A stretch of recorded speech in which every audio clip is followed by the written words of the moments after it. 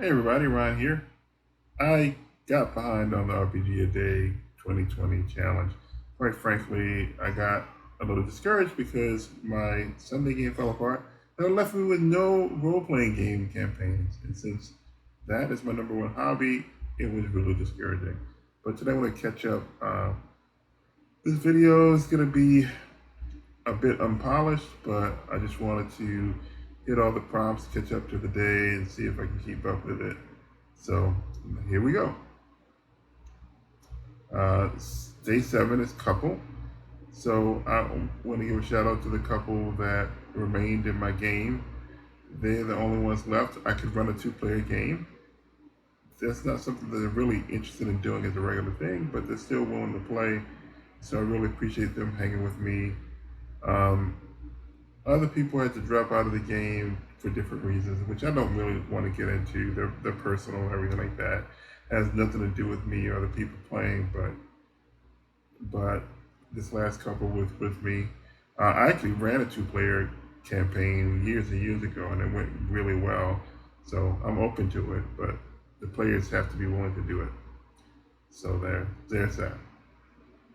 I want to talk about shade and light in the same concept. Shade and light. And I first went to light and darkness, and where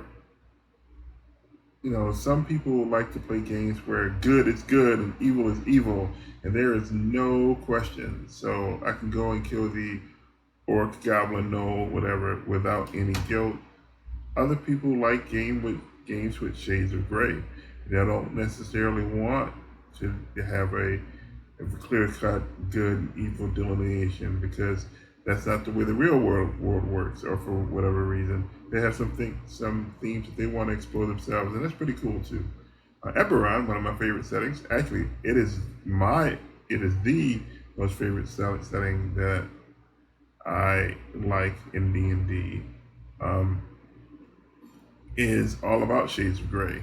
You can have chaotic evil silver dragons and lawful good red dragons because alignment isn't tied to species unless it's like, celestials or fiends.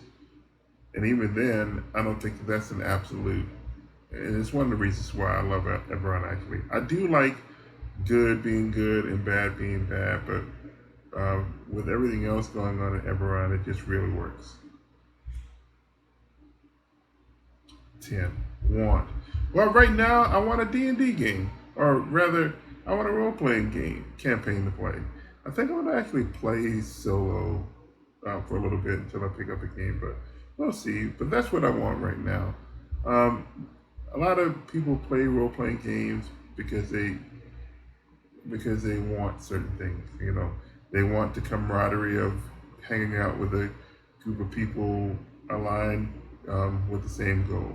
They want to explore a story on their own, or for me as a game master, I want to see a story develop as a result of the players responding to what I said before them. I think that's really cool, and that's a lot of reason why I GM in the first place. Stack. Um, I don't know what to really say about Stack, except maybe it makes me think of Cyberpunk games, which I have never played any Cyberpunk game, but that'd be something I'd be interested in playing one day. So, moving on. Message. What can I say about message?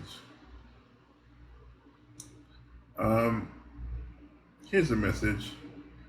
Role playing games are good for your brain, they're good for your emotional well being. And I really hope that as many people as possible get to enjoy this wonderful, wonderful hobby because it can be so beneficial. So there you go. And on a related note, talking about rest, one of the things that playing role playing games can do is give you a rest from the real world and the craziness that goes on with that. Gives you an escape, and I really like that. Banner. Uh, quite frankly, this word doesn't really move me. I'm sure, given some time, I could think of something, but not really going to do that right now. So I'm just going to move on. And finally, frame. Um, a lot of role playing games. Um, the key to their success is how you frame them, how you set them up. In a sense, is what I'm thinking. Um, if my players come in thinking that it's a comedy game, and I want to run something serious, then we have a breakdown in communication. Perhaps I didn't frame it right, or or vice versa.